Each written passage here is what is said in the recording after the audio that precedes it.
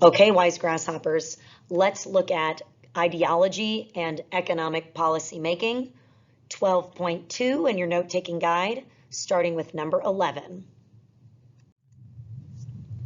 So I do want you to understand that all societies wrestle with the question of what's the right role of the government in regulating government economic activity. How should individuals and businesses be left alone to pursue their economic interests? Should the government regulate working conditions, consumer safety, and the environment? Here's the first answer to that question. Adam Smith proposed a free market economy.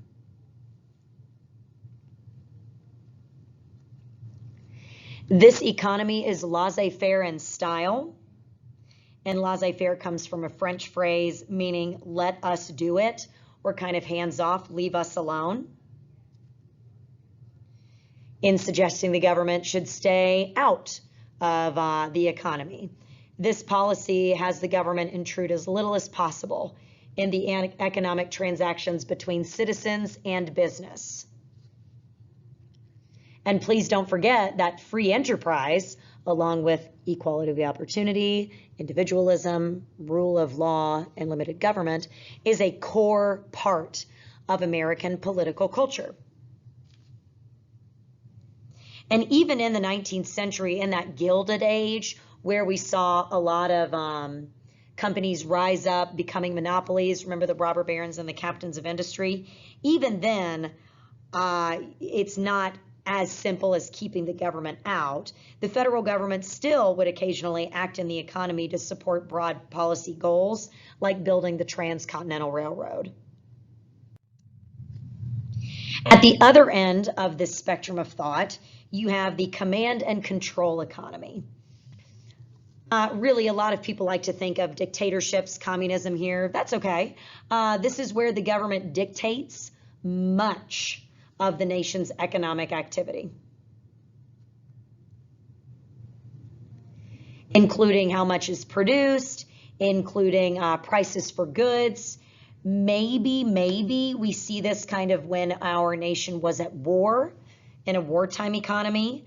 You could also cite China before they made a switch in the 1980s, as well as the Soviet Union before communism ended there.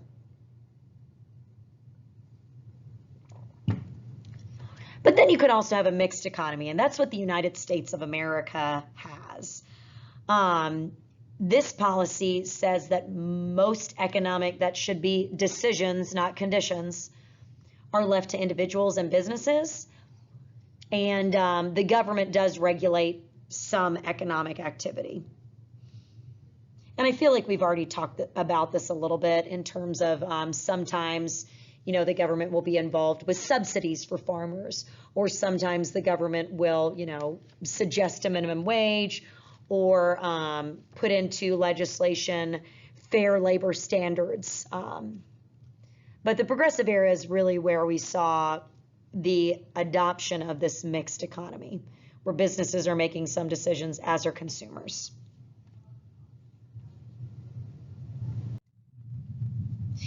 Now, we do have to monitor the health of our economy, because how healthy your economy is totally guides what the economic policy is coming out of the government. So we really determine the health of the economy by looking at gross domestic product, or GDP, by looking at the unemployment rate, inflation, and then we look at inflation by examining the CPI, or the Consumer Price Index. So gross domestic product is the total value of goods and services that's produced by an economy annually. And just to give you guys some gauge for measurement, in 2019, our GDP measured in at $21.43 trillion. 10 years before that, it was $14.5 trillion. And in 2000, it was about $10 trillion. Now, of course, recessions can take place.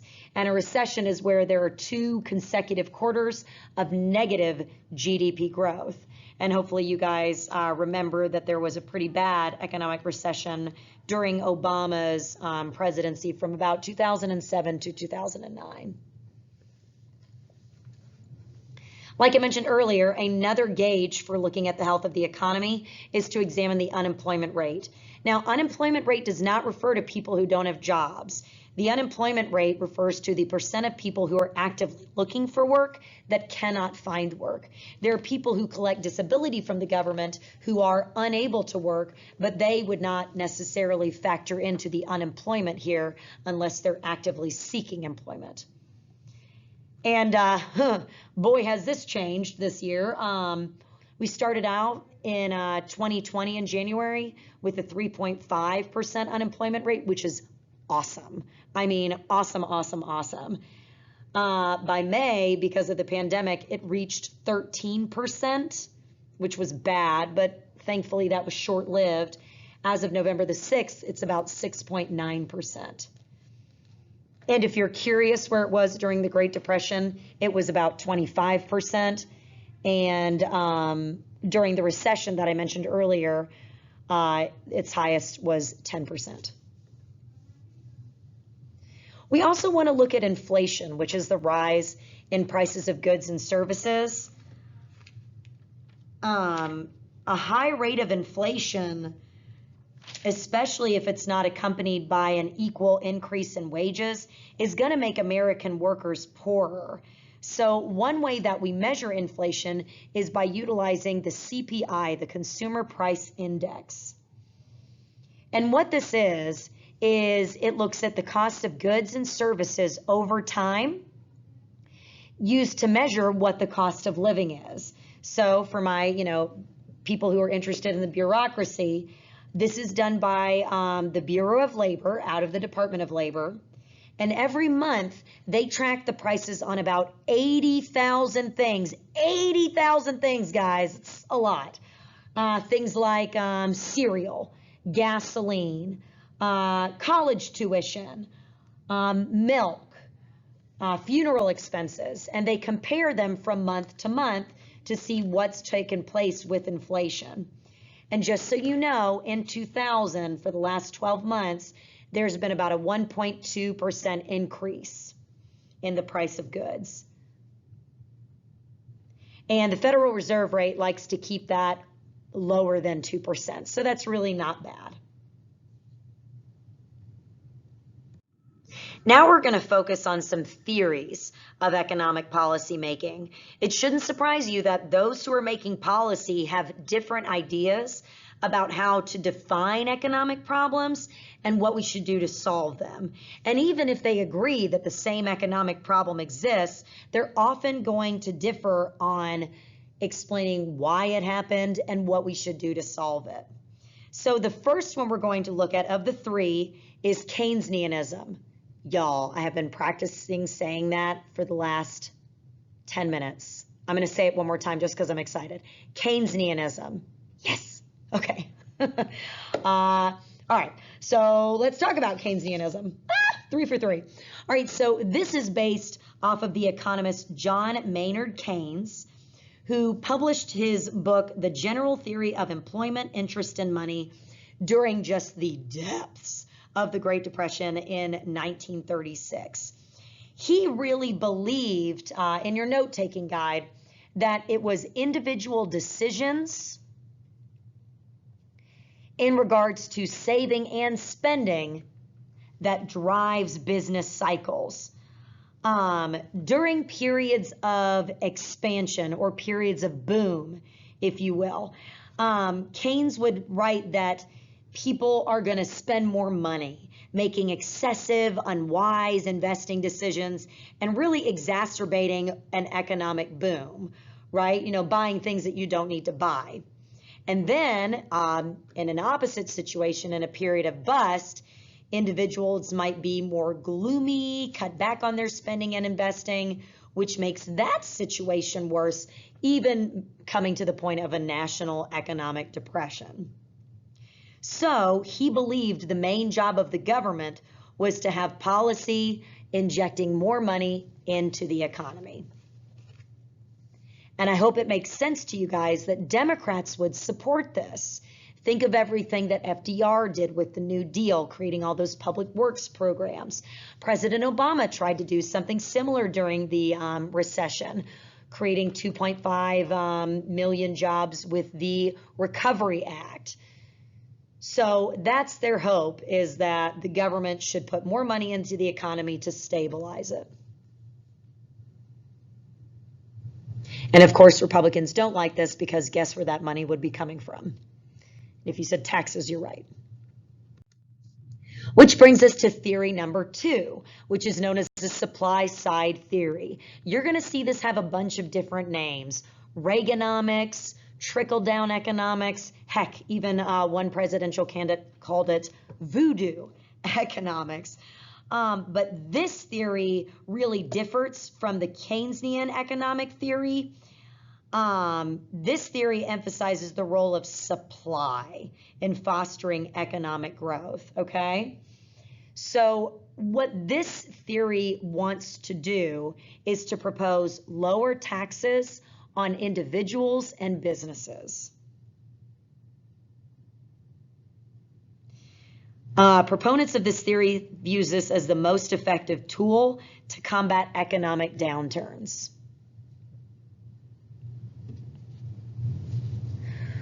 Critics, and this was put into place by Reagan, which is why he's there, pointing to this very fancy image.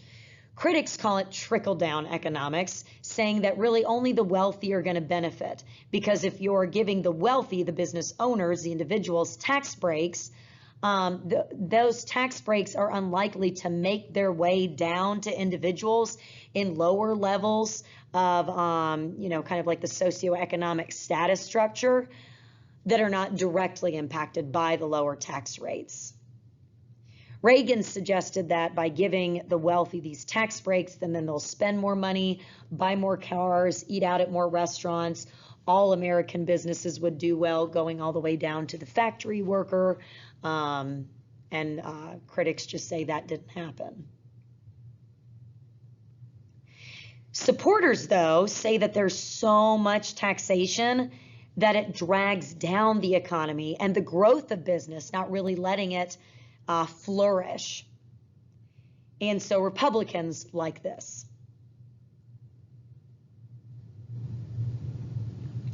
Now, both of these, the Democrats putting more money into the economy, Republicans trying to cut down on taxes, these are both examples of fiscal policy.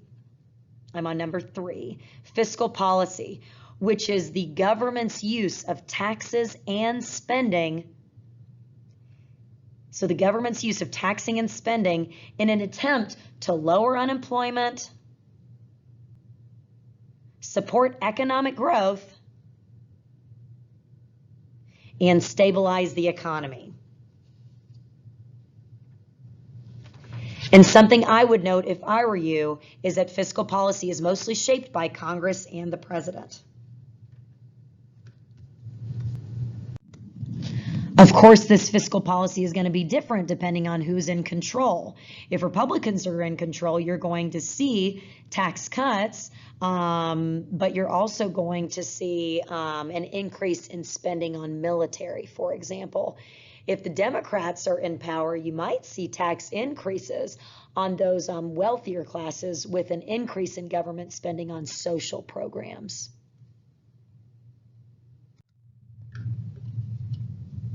Oh, which is essentially what I just talked about.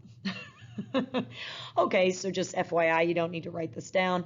What the Democrats support: budgets increasing spending on programs meant to target inequity, like Obama's fiscal policy, increasing taxes on wealthy, and the government spending to boost the economy. Whereas Republicans support budgets increasing military spending and decreasing taxes, like the Bush tax cuts, reducing income tax rates for wealthy Americans, and increased spending to fund wars in Iran and Afghanistan. So what's the best way to handle economic cycles? That's up to you. If you support monetary theory, you think the government should match the growth of the money supply to the growth in economic productivity. If you support Keynesianism, you think the government should stimulate the economy during times of recession by spending money to encourage growth. And that's certainly what we have seen during the pandemic, correct? But if it's supply side for you, you think the government should stimulate the economy by cutting taxes, encouraging businesses to grow, and taxpayers to spend more money. Now let's look at monetary policy. So according to monetary theory, the primary driver of business cycles is the supply of money in the economy, including the amount of credit that's available to people and businesses looking to borrow. So according to this theory, a policy that makes more money available could lead to inflation with too much money chasing too few goods. So monetarists argue against government efforts trying to fine-tune the nation's economy through Keynesian policy that stimulates it, like large public work projects, or supply-side policies that encourage economic growth, like decreasing taxes. Instead, monetarists believe the government should try to match the access to money to the growth in economic productivity. Okay, so the definition of monetary policy, and you want to know the difference between the two. So if I were you and you're watching any of those videos I posted in CTLS, I would watch the third. Monetary policy is economic policy tools designed to regulate the amount of money in the economy. Because too much money can lead to inflation.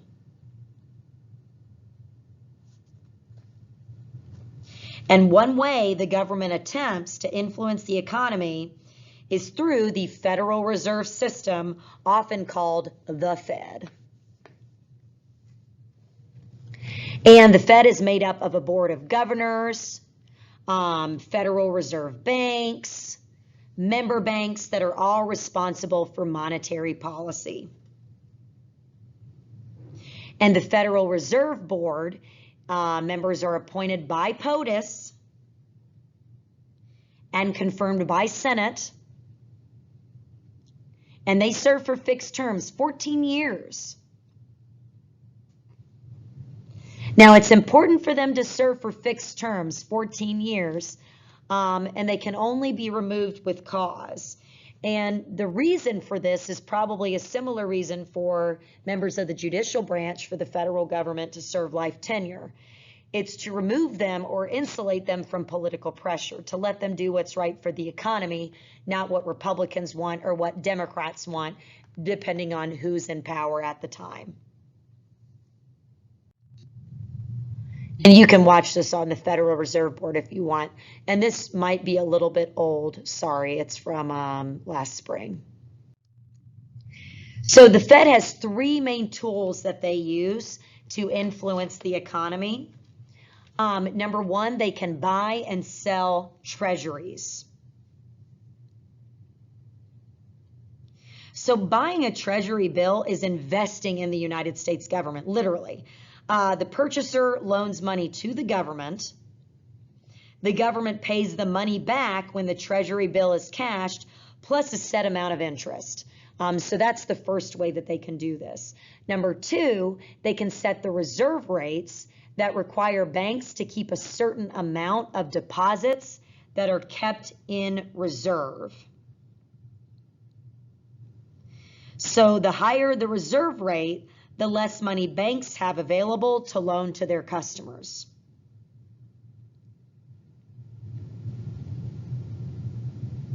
And then number three, the Fed can also influence interest rates that banks pay to borrow money from the federal government. As you lower the federal funds, rates stimulate the economy by encouraging businesses to borrow money because interest rates are lower. And this in turn influences other interest rates in the economy because banks and credit card companies usually adjust their rates as they charge their own customers in response to the actions of the Fed. So the goal in using these tools is to encourage healthy economic growth without causing damaging levels of inflation, where prices rise in response to a growth in the supply of money. So the Fed Reserve's policies could also be used to prevent the country from falling into an economic depression. For example, the Fed lowered interest rates in response to the economic crisis of 2008 in an attempt to avoid the kind of crushing downturn characterized by the Great Depression. So as the economy grows, the Fed uses these tools to control for inflation. And this is just a cool political cartoon. Feel free to press pause. Maybe we'll talk about it on Monday. That's where you're going to stop in your notes. I'll take care of this part for you on Monday. But a little AP tip for you, make sure you know the difference between monetary policy, which involves controlling the money supply, and fiscal policy that involves taxation and spending. Oftentimes, students confuse the two.